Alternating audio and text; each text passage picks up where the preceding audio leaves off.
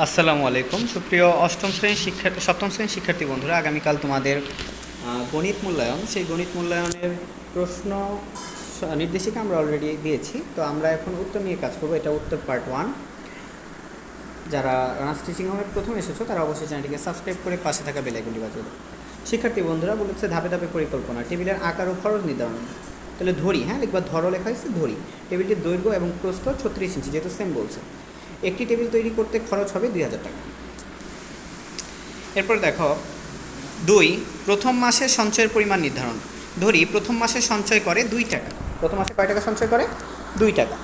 So দেখো, তাহলে আমরা প্রথম মাসে যেহেতু 2, দ্বিতীয় মাসে বলছে গুণ আকারে হবে 2 × 2, 2 স্কোয়ার। তৃতীয় মাসে হচ্ছে 2 × 2 × 2 8, চতুর্থ মাসে এইটা, পঞ্চম মাসে এইটা 32।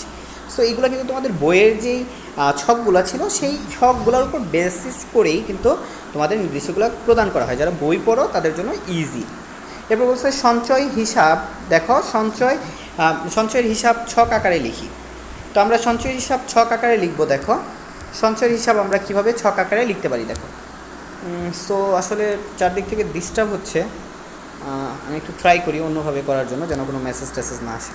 তো দেখো এবার বলছে সঞ্চয়ের হিসাব ছক আকারে লিখো। তো বলছে উপরের ছক অনুযায়ী সঞ্চয়ের পরিমাণ ধাপে ধাপে বেড়ে যাবে।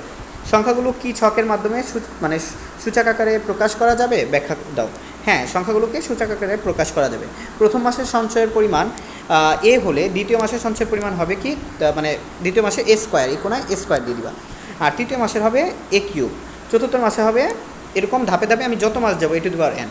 তাহলে এখানে n তম মাসের সংখ্যা হলো প্রথম মাসের সঞ্চয়ের পরিমাণ।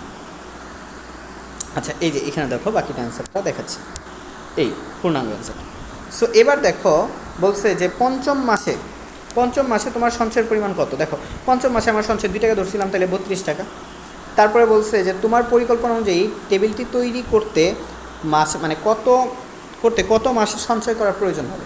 তাহলে টেবিলটি 2000 টাকা খরচ হয়, তাহলে সঞ্চয় 2 টাকা করে করতে হলে আমার কত মাস লাগে আমি দেখি। 4, 8, 16, এভাবে তো আমরা দিয়ে যাব, যেহেতু প্রতি মাসের উপর আমরা কি স্কোয়ার দিচ্ছি। 64 ষষ্ঠ মাসে, তারপরে আমরা সপ্তম মাস দেখব, অষ্টম মাস দেখব, দেখা গেছে 11 মাস 2000 এত চলে আসতেছে। তাহলে আমার লাগবে হচ্ছে কত মাস। এভাবে একাদশ মাসে গিয়ে আমার কী হবে বলো তো?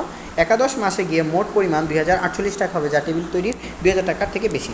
তাহলে 11 মাস সঞ্চয় করার প্রয়োজন হবে। সো আশা করি তোমরা বুঝতে পেরেছো। সো যদি বুঝতে পারো অবশ্যই পরের ভিডিওর জন্য ওয়েট করো। আল্লাহ হাফেজ।